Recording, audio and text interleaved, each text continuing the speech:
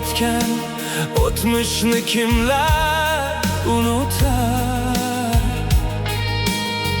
Haqni so'raydi bugun yurtim bu yurak.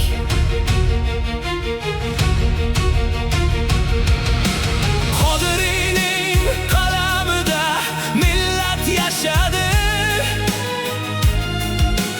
Cho'lpon she'ri erk sari porlab yashnadi. Fitrat aytgan ozod kunlar armon bo'ldi.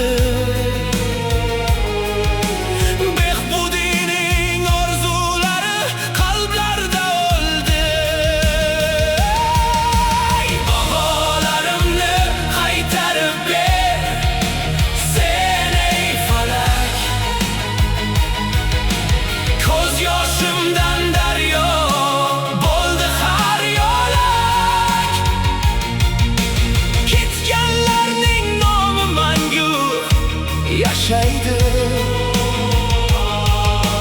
Bobolarimni qaytarib ber, sen ey falak.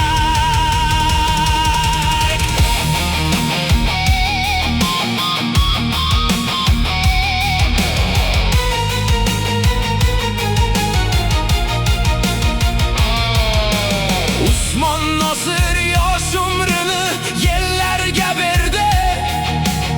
El deb yongan yuraklarini snum majal teldi. Avloniy ham ilm bilan yo'l ko'rsatdi bunda. Lekin zulni ne orzu umidni sarobli qildi.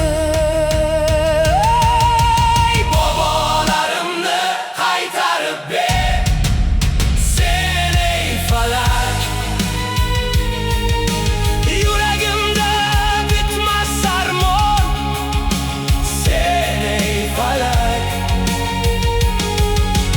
Har duomda nomingizni yod etaman. Bobolarimni qaytarib ber, sen ey falak.